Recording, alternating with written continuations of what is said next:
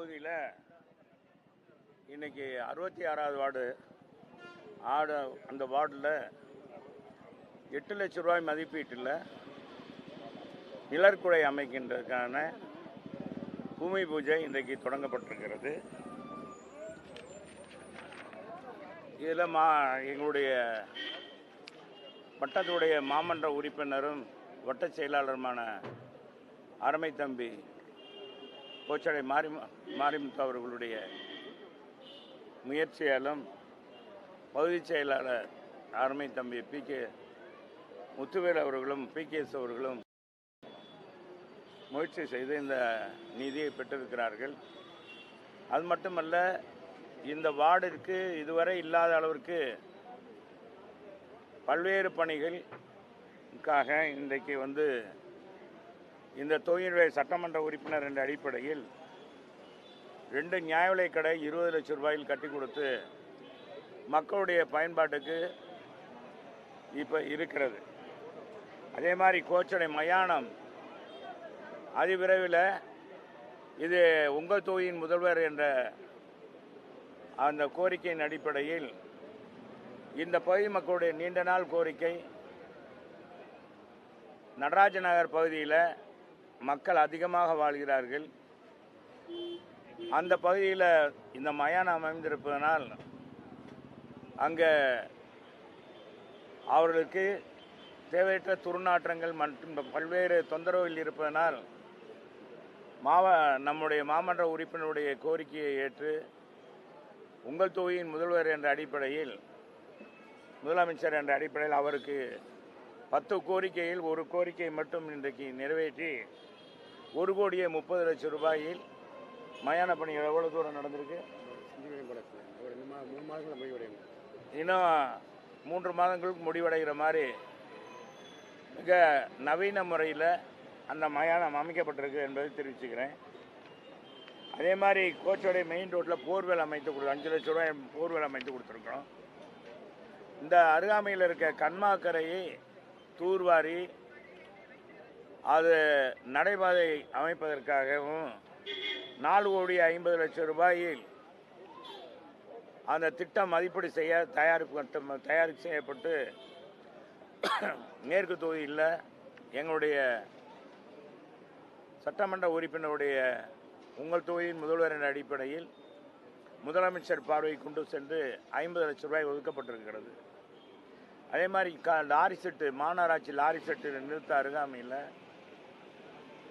ரூபாய் 5 கோடியில் இந்த பகுதியில் வாழ்கிற மக்களுக்கு பூங்காக்கள் அமைத்து நடைபாதை அமைத்து கொடுப்பதற்காகவும் 5 கோடி ரூபாய் திட்ட மதிப்பீடு தயார் செய்யப்பட்டு இப்போ 5 கோடி ஒதுக்கி இருக்கிறதாக சொல்கிறார்கள்.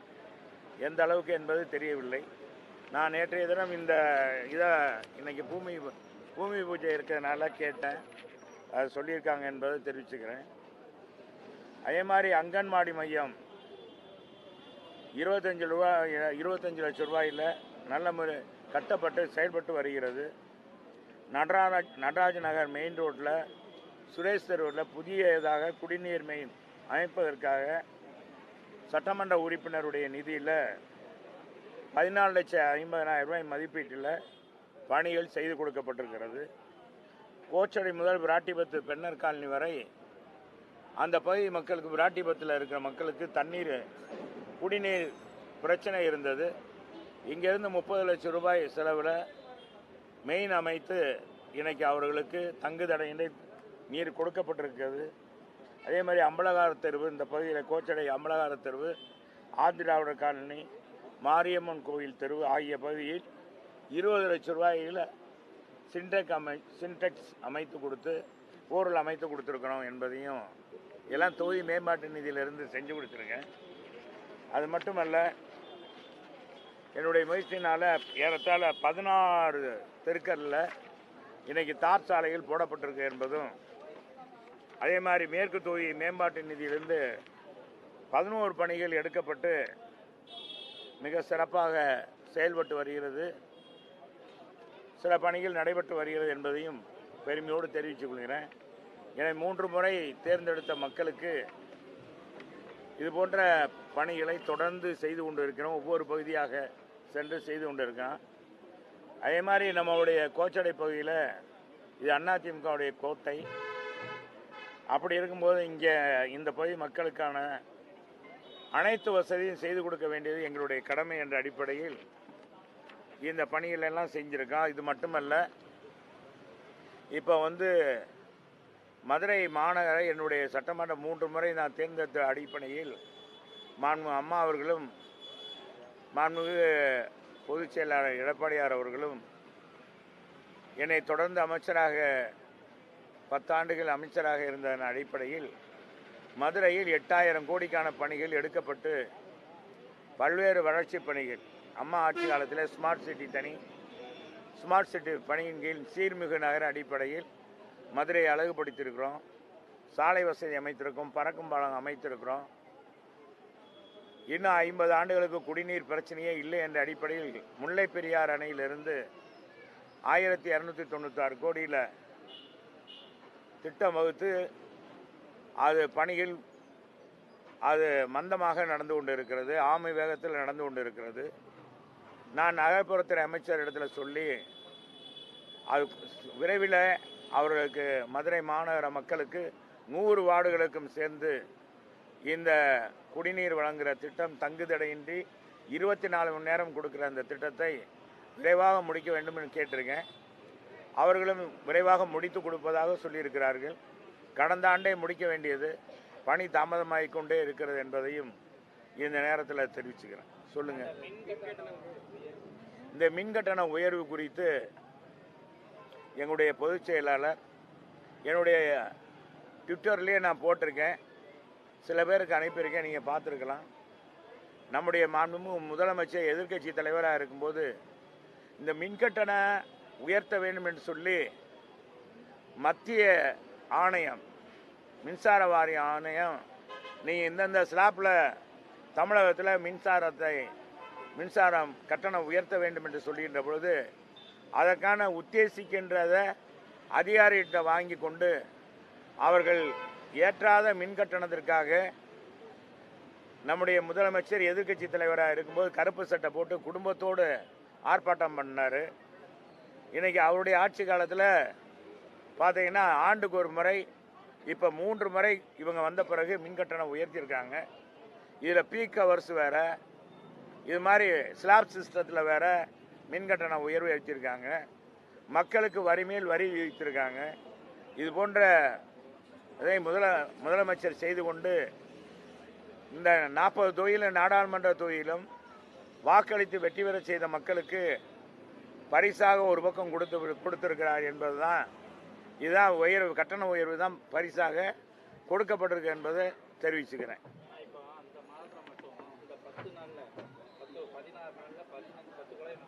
ஆமாம், இப்போ மதுரையிலேயே பார்த்தீங்கன்னா நடைபயணம் செல்வதற்கே பயமாக இருக்குது. நான் கூட மாப்பிள்ளை நீங்கள்லாம் பகுதிக்கு இவரெல்லாம் காலையில் நடைபயணம் சொல்கிறவர் பகுதி எங்கள் கருப்பசாமி கவுன்சிலர், ஆமாம் கவுன்சிலர் வேறு போகிறவர், நீ இவரும் நேரம் போவார். நீங்களாம் போகாதீங்கப்பா, இடைத்தேர்தல் வந்துடும், அப்புறம் ஆளுங்கட்சியுடைய இது அவங்க அதுலேயும் நாங்கள் திராவிட மாடல் ஜெயிச்சிட்டோம்னு சொல்லிடுவாங்க. அதனால் இப்போ நடைபயணம் செல்வதற்கே என்னன்னா அங்கே போயிட்டு அவைத்தலைவர் பக்கத்தில் உட்காரவ இன்னும் நடைபயணம் செல்வதற்கு பயப்படுற அச்சம் ஏற்பட்டிருக்கு. ஏற்கனவே கிருஷ்ணன் இது மாதிரி நடைபயணம் சென்று அவங்க கட்சி முன்னாள் அமைச்சர், மத்திய அமைச்சராக இருந்தவர், நாடாளுமன்ற உறுப்பினராக இருந்தவர், அவரவே வெட்டி சாய்த்தார்கள். அதை கடைசியில் அந்த யார் வெட்டினாங்க யார் செஞ்சாங்கன்றதே அவங்க ஆட்சி வந்த பிறகு பார்த்தீங்கன்னா அது சுத்தமாக மறைக்கப்பட்டது. யார் என்று இது வரைக்கும் தெரியாமல் போயிடுச்சு. அதே மாதிரி பார்த்தீங்கன்னா அடிக்கு ஒரு முறை இன்னைக்கு அரசியல் தலைவர்கள் படுகொலை செய்யப்படுகிறார்கள். சமீப காலமாக அரசியல் தலைவர்களுக்கு பாதுகாப்பு இல்லை. இது தொடர்ந்து எங்கள் பொதுச் செயலாளர் சொல்லிக்கிட்டு வர்றார், தொடர்ந்து வலியுறுத்தி வருகிறார். தமிழகத்தில் ரவுடிசம் பெருத்து போயிடுச்சு, எங்கே பார்த்தாலும் போதை நடமாட்டம் இருக்குது, என்ன செய்கிறேன்னே இளைஞர்களுக்கு தெரியவில்லை. எனவே அந்த போதைப் பொருள் நடமாட்டத்தை தடுக்க வேண்டும் என்றெல்லாம் சொல்லி எத்தனை முறை பேசியிருக்காரு, ஆர்ப்பாட்டம் பண்ணியிருக்கோம். இப்போ கூட இந்த மின் கட்டணத்தை உயர்த்திய நம்முடைய தமிழ்நாடு அரசை கண்டித்தும், இந்த அரசியல் படுகொலை கண்டித்தும் இங்கே தமிழ்நாடு முழுவதும் ஆர்ப்பாட்டம் பண்ண சொல்லியிருக்காங்க வருகிற 23ஆம் தேதி. எனவே அதில் மதுரை மாநகருக்கு அடிப்படை தேவைகளை நிறைவேற்ற வேண்டும், மாநகராட்சி நிறைவேற்ற வேண்டும். நகர்ப்புறத்துறை அமைச்சரும் மதுரை மாநகருக்கு இந்த 2 அமைச்சர் இருக்காங்க. 3 ஆண்டுகள் ஆகிவிட்டது. 3 ஆண்டுகளில் எந்த திட்டமும் கொண்டு வரல. 2 ஒரு நூலகம் கொண்டாந்துருக்காங்க, ஒரு ஜல்லிக்கட்டு மைதானம் கொண்டாந்துருக்காங்க. வேறு எதுவுமே இல்லாத கலைஞர் பேருக்கு வேறு எதுவுமே இந்த ஆட்சியிலிருந்து 2 அமைச்சர்களிருந்து செய்யலை. ஏன்ட கூட எங்கள் பொதுச் செயலாளர் கேட்டார், ஏன்னா அமைச்சர் நீங்கள் மாதிரி அவர் கடைசியாக பேசும்போது கூட கேட்டார், 8000 கோடிக்கு மேலே நிதி வாங்கிட்டு போனீங்க, அந்த மதுரை மக்கள் ஓட்டு போடலையேன்னு. அது கூட எல்லாரும் கடைசியில் நாங்கள் சொல்லி எங்கள்கிட்ட கடைசியில் பேசுனதுனால அவருக்கு சொல்ல முடியல. அது குறிப்பிட்ட மதுரை என்பது அதிமுக கோட்டை, அது எல்லாருக்குமே தெரியும். இன்னைக்கு தமிழ்நாட்டில் ஆர்ப்பாட்டம் போராட்டம் எதுவாக இருந்தாலும் மதுரை தான் முன்மாதிரியாக இருக்கிறது. எந்த ஆர்ப்பாட்டத்திலையும் குறைவில்லை. நம்ம முதலமைச்சர் வரும்போது ஓட்டு கேட்டதுலேயும் அவர் வந்ததுலேயும் பிரச்சாரத்திலையும் குறைவின்றி மக்கள் அதிகமாகவே இருந்தார்கள். சிறப்பான வரவேற்பு கொடுத்தோம். நாடாளுமன்ற தேர்தலில் எங்கே போனாலும் மக்கள் உங்களுக்கு தான் ஓட்டுனாங்க. நாங்களும் என்ன பண்ணுறது, என்னப்பா பண்ணுறது ஜெகன், நாங்கள் அதிமுக கோட்டை, நாங்கள் இல்லைன்னு சொல்லல. அது நாங்கள் என்ன நினைச்சோன்னா நமக்கு ஓட்டு போடுறாரு. நாங்கள் எங்கள் வேட்பாளரை நாங்கள் வானலாவாக புகழ்ந்தோம். மக்களின் மருத்துவர், ஏழை மருத்துவர், நீ போய் ஊசி போட்டுக்கலாம், வலிக்காமல் ஊசி போட்டுக்கலாம், அவர் கூட பேசினார். இப்படி சொல்லி ஓட்டு போடலை. அவங்க என்ன நினச்சாங்க, நாடாளுமன்றத்துக்கு ஒரு பார்வை அப்படின்ற அடிப்படையில் இந்தியா கூட்டணியை சிறுபான்மையினர் ஆதரித்தாங்க. சில சமூகம் பாரத பிரதமர் ஆதரித்தாங்க. இந்த வகையில் நாங்கள் அடிபட்டு விட்டோம். ஆனால் வருகிற சட்டமன்ற தேர்தலில் முழுக்க தமிழகத்தில் இருக்கிற இந்த அநியாய ஆட்சி, அட்டுழிய ஆட்சி, கேலிக்குரிய ஆட்சி, தொடர்ந்து மக்களுக்கு வரி மேல் வரி விதித்து கொண்டிருக்க இந்த ஆட்சியை அப்புறப்படுத்த மக்கள் தயாராக இருக்கிறார்கள். எனவே வருகிற 26இல் முதலமைச்சராக நான் எடப்பாடியார் உறுதியாக மக்களை ஏகோபித்த ஆதரவோடு வெற்றி பெறுவார் என்பதை இந்த நேரத்தில் தெரிவிக்கிறேன்.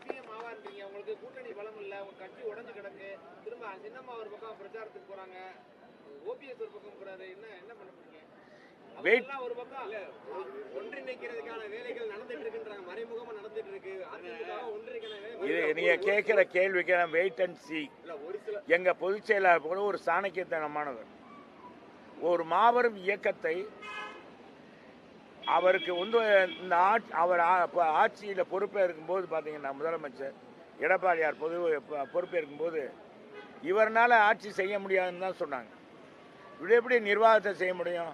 அம்மா செஞ்ச மாதிரி ஆட்சி செய்ய முடியுமா? அம்மா செய்த மாதிரி கண்ட்ரோலாக கொண்டு வர முடியுமான்னு கேட்டாங்க. ஆனால் இது 2 மாதம் 3 மாதம் கூட நினைக்காதுன்னு சொன்னார். நம்ம முதலமைச்சர், அன்னைக்கு எதிர்கட்சி தலைவராக இருக்க இன்றைய முதலமைச்சர் மு க ஸ்டாலின், திமுகவுடைய தலைவராக இருக்கு, அவர் கூட சொன்னார், 6 இடம்லாம் சொன்னார். ஜோசியம் சொன்னார் இல்லைண்ணா, சொன்னாரா சொல்லியா? இந்த ஆண்டில் இப்போ ஆட்சி கலைஞர்னார். 4.5 ஆண்டுகள் மிக சிறப்பான கொரோனா வந்துச்சு, கொரோனாவை கட்டுப்படுத்தினார். அந்த நேரத்தில் மக்கள் துன்பப்படக்கூடாதுன்னு பொருளாதாரத்தை நான் ரொம்ப விரிவாக சொல்லலை, சிறப்பாக செஞ்சார். அதே மாதிரி பொருளாதாரம் மக்கள் கஷ்டப்படக்கூடாதுன்னு விலையில்லா பொருட்கள் கொடுத்தார். அதை கொரோனாவை கட்டுப்படுத்துறதுக்கு பல்வேறு நடவடிக்கை எடுத்து ஐநா மன்றமே பாராட்டி, உலக சுகாதார மையம் தமிழக அரசை பாராட்டியது, பாரத பிரதமர் தமிழகத்தை பாராட்டினார். அந்த அளவுக்கு சிறப்பு மிக்கவர். எனவே அவருடைய பொறுத்தளவுக்கு ஒரு சாணக்கியத்தனமானவர், எதையும் செய்யக்கூடியவர், வல்லமை படைத்தவர். அதனால நீங்க எதிர்பார்க்கிற நீங்க என்ன நினைக்கிறீங்களா, நீங்க நினைக்கிறதெல்லாம் நிச்சயமாக நிறைவேற்றுவார்.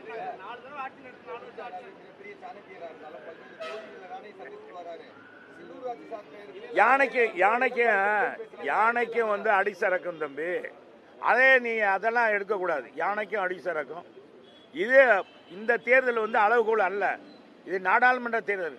எங்கள் புரட்சி தலைவரும் தோற்றிருக்கிறாரு, எங்கள் அம்மாவும் தோற்றிருக்காங்க, சட்டமன்றத்தில் வெற்றி பெற்றிருக்காங்க. அதனால் நாடாளுமன்ற தேர்தல் என்பது வேறு. இடைத்தேர்தலில் எத்தனையோ தேர்தலில் திமுக டெபாசிட்லாம் இழந்திருக்கு. அதனால் அதையெல்லாம் வைத்து நீங்கள் யாரிடம் சொல்லக்கூடாது. எனவே கால சூழ்நிலை மாறும். அதிமுக மாபெரும் வெற்றி பெறும். மக்கள் எங்கள் பக்கம், மக்கள் நாங்கள் இருக்கோம் அவங்க பக்கம் என்பதை இந்த நேரத்தில் தெரியுங்க. நன்றி. இன்னும் 2 நாளில் நம்ம நாங்கள் ஜீவா நகர்லேயும் நம்ம இதில் பழங்கானத்துலேயும் ரேஷன் கடையை திறக்கிறோம். அங்கே வச்சு நம்ம பேசிக்கிறோம். தொடரும் நம்முடைய